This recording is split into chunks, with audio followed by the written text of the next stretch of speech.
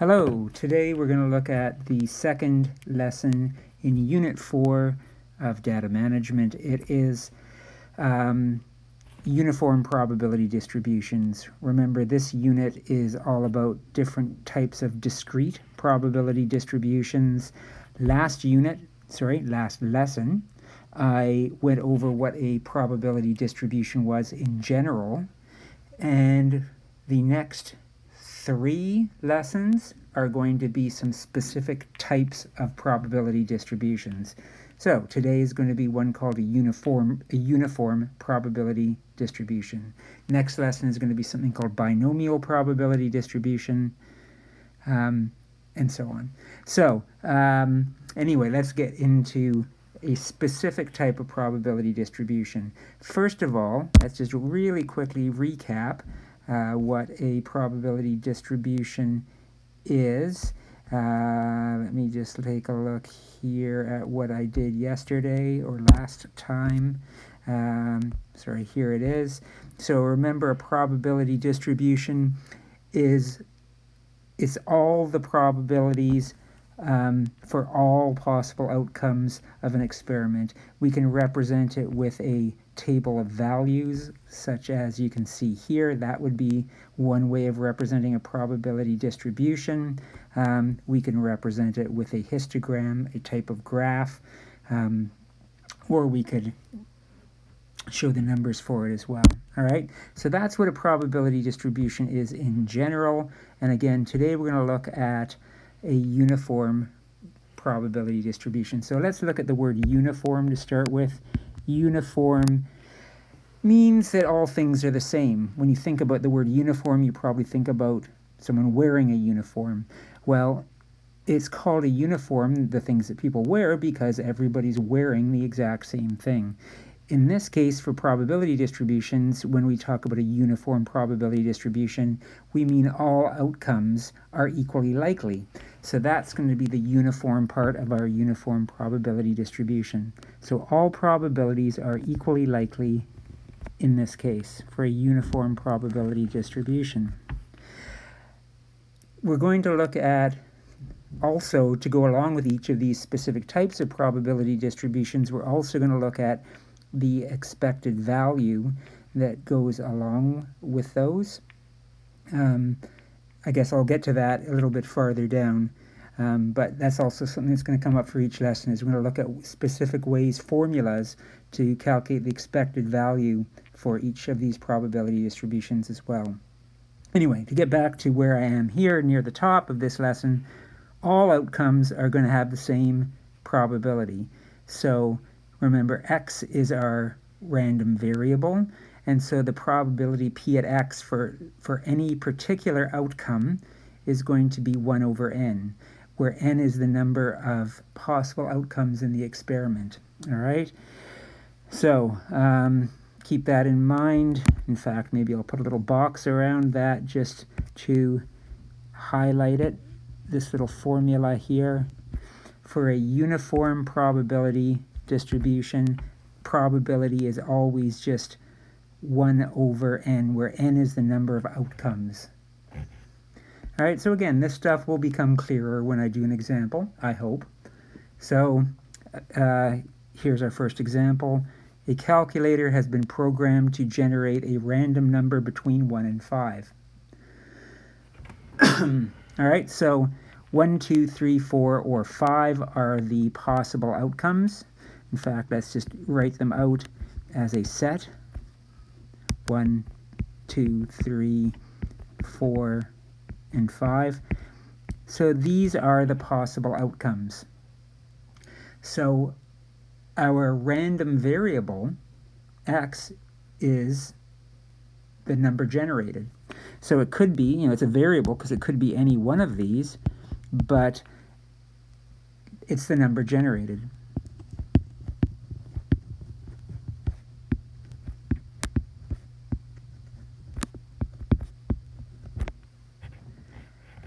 And it says, is this discrete or continuous? This was something else we talked about yesterday. Remember, the idea of thinking about things that are discrete versus continuous is doesn't make sense to count them. So if we can count them like 1, 2, 3, 4, 5, as in this case, then they're discrete.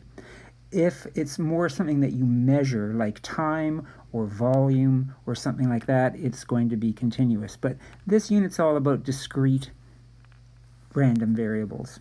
So this is, though, discrete for the reasons I've just given.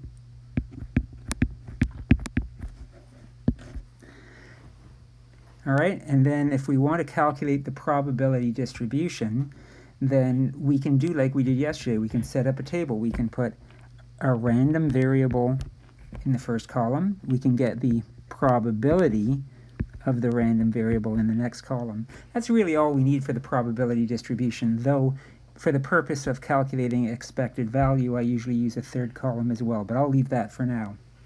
So a random variable is the possible outcomes from this random number generator. So what can be our outcomes? Well, we could get a 1, a 2, a 3, 4, or 5.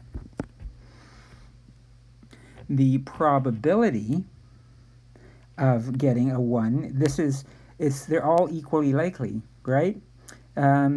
So since they're all equally likely, it's like rolling a die. If there was such a thing as a 5-sided die, then it would be the same as doing that. So the probability of getting a 1 is 1/5. Same thing for getting a 2. In fact, they're all going to be 1/5.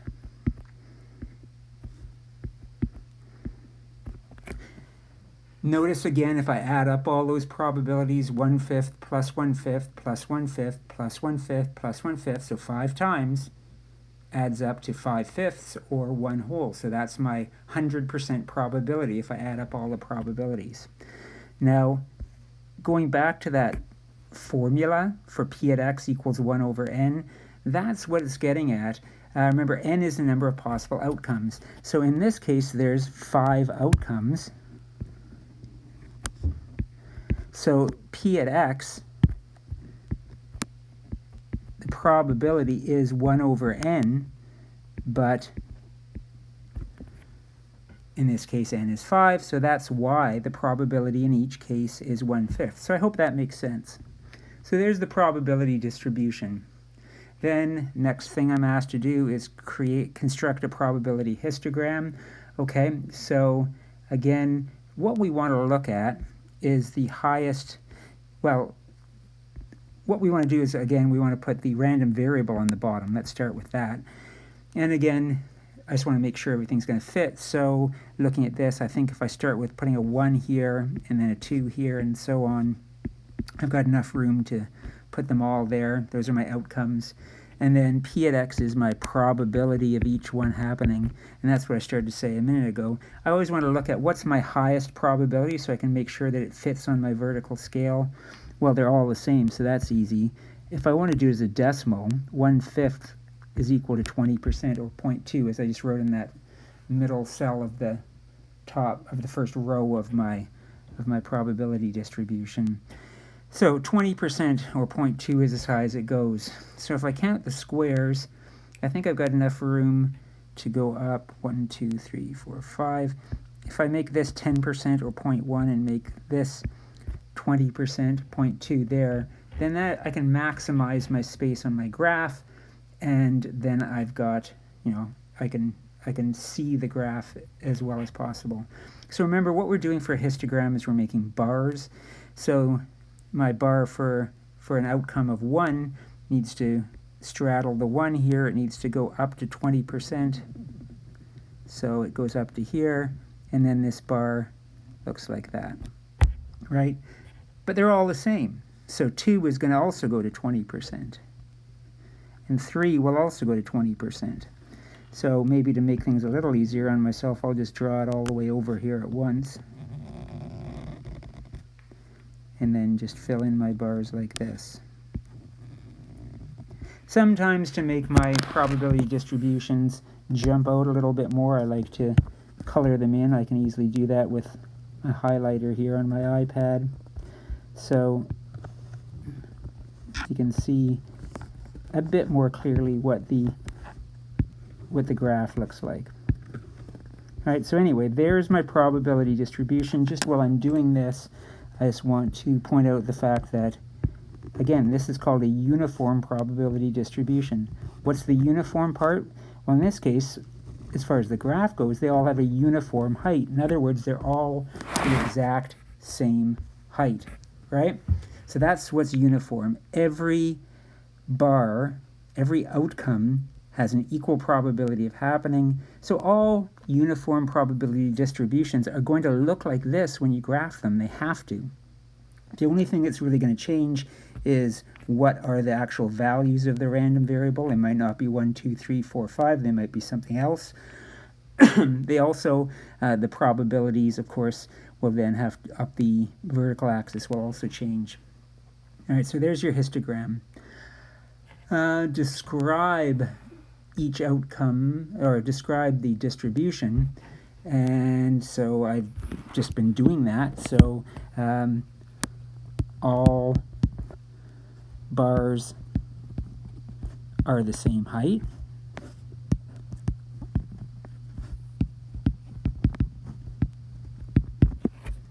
That's what makes it uniform.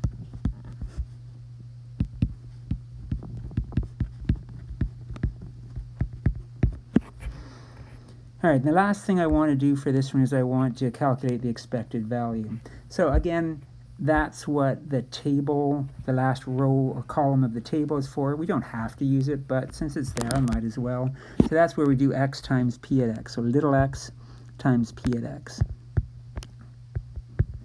So in other words, the random variable times the probability of that happening. So it would be 1 times 0.2, which equals 0.2. And then the next one would be 2 times 0.2, which is going to equal 0.4, and so on. So it doesn't take a lot of imagination to realize that then it's going to go 0.6, and 4 times 0.2 is 0.8, and then 1. So those are my x times p at x for each of my outcomes. And then maybe down here I'll do the rest of the expected value. Remember, expected value, zoom in on this for a minute, was given as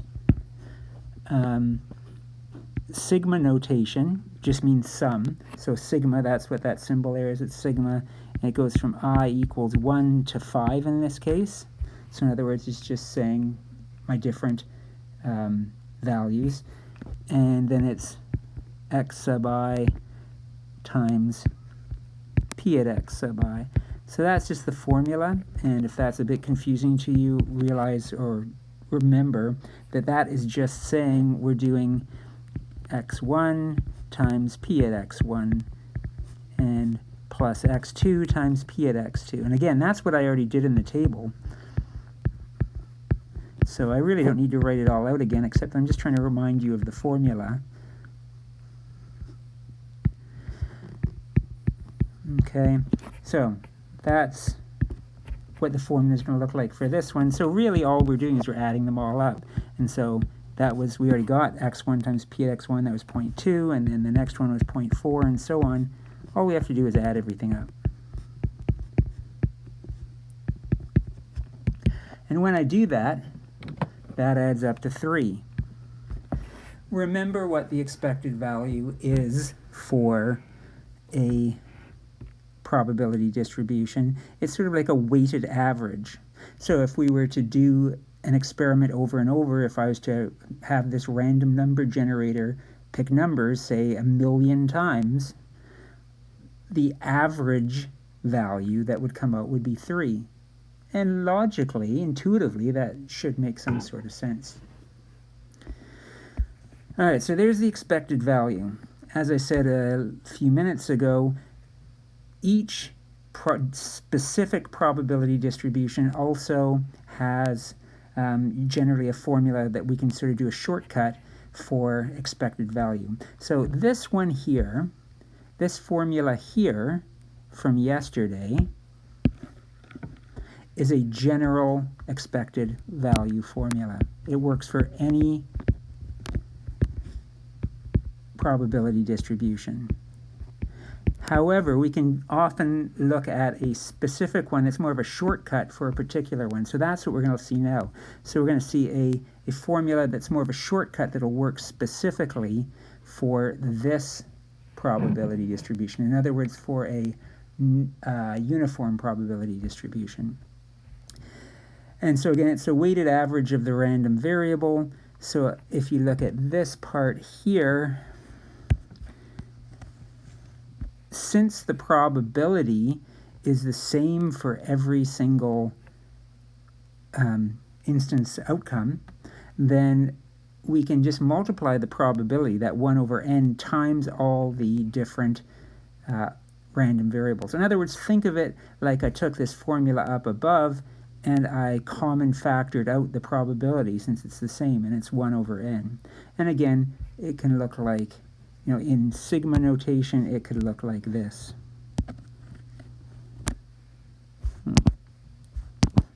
Whoops, went too far. Sorry, just trying to put a nice box around this. Let's see if that works. There we go. All right. So,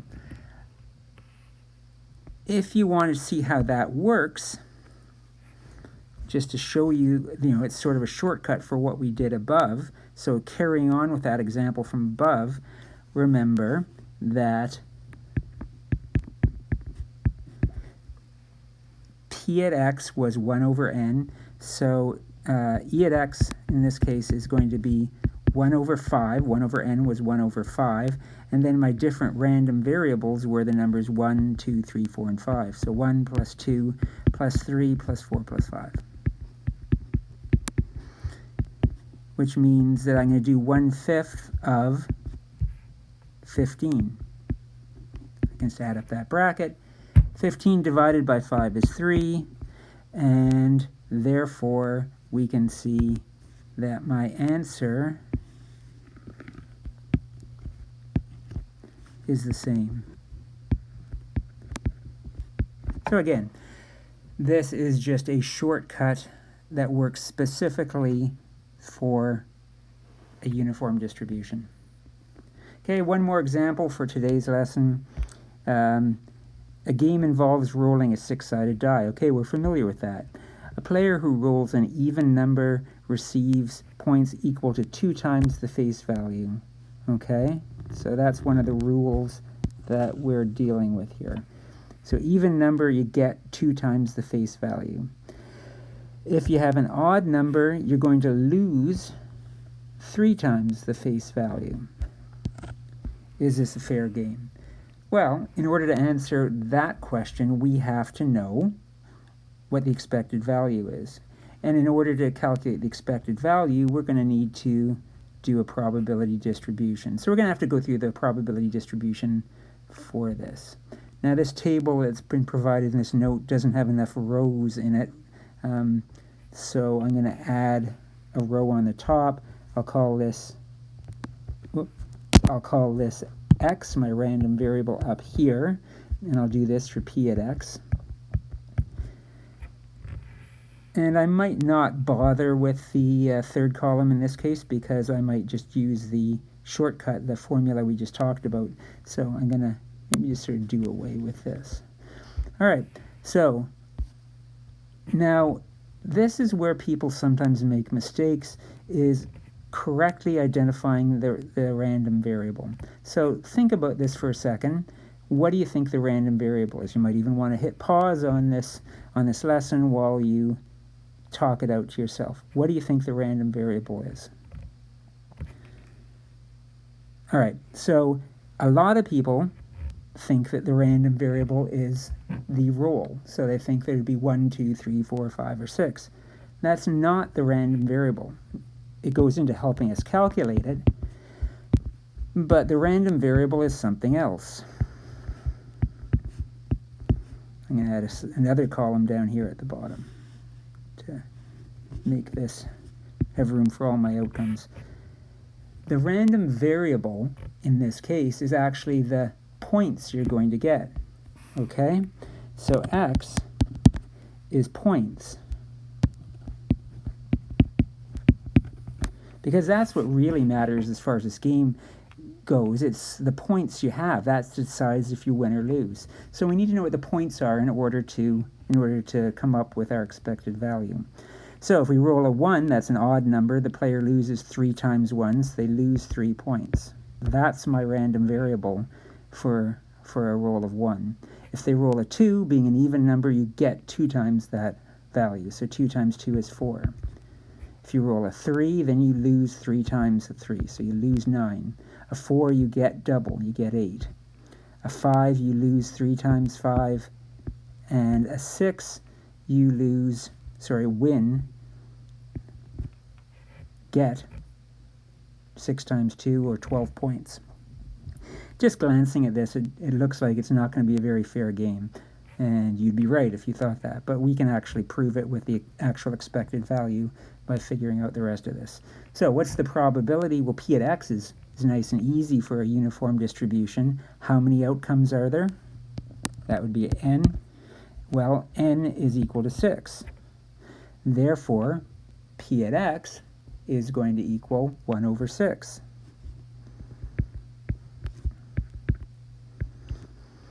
And 1 over 6 is approximately equal to, well, it's exactly equal to 1.16 repeating. All right, so let's actually just do that. So there's my probabilities, but as a decimal, that would be 0.16 repeating for every one of them. So it's uniform, it's the same for every one of them.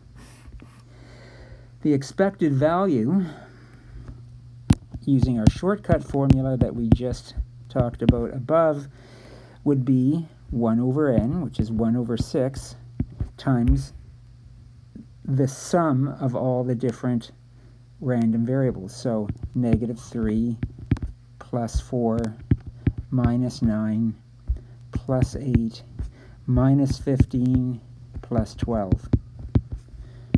So I can add them all up. When I do that, I get, in the brackets, I get -3. Which means that my expected value is -0.5. So on average, every time you roll the die, you're going to lose 0.5 points. Obviously, you can't, on any one roll, lose 0.5 points. Sometimes you'll gain them, sometimes you'll lose them, but if you play enough times and average it out, then you're going to lose 0.5 points.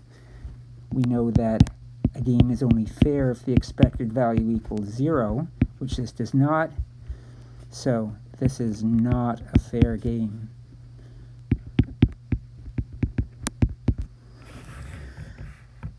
Make a probability distribution. That's the last thing, and we can do that pretty quick. All right, so we've done this a few times. Our random variable goes on the bottom. This time we're going from 1 to 6. 1, 2, 3, 4, 5. Uh-oh, ran out of room here. Let me add a little bit. I guess 6 would go over about here. Put X here. Each probability is about 0.17. So as long as I have enough room to go to about 17% on my vertical axis, I've got enough room. So again, I can go up by about 20%, or about 2% each time. 2, 4, 6, 8, 10. So there's 10%, there's 20%. The highest we're going to go is about 17%. This is going to be uniform, so since I know that's going to be the case, I'll sort of do the easy way of drawing it out again. I'll just start here. I'll go up as high as 17%, which is about here. Try and draw as straight a line as I can, freehand. Remember, my graph goes a little farther over because I had to extend it there. And every bar is exactly the same.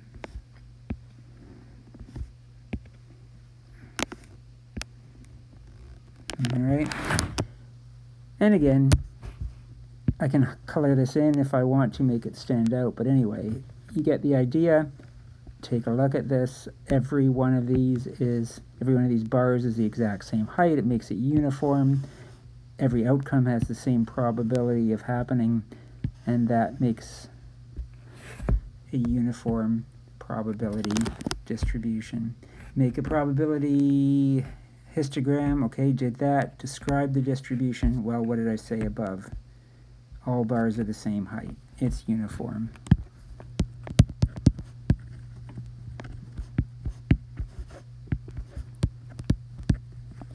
And that is it for this lesson.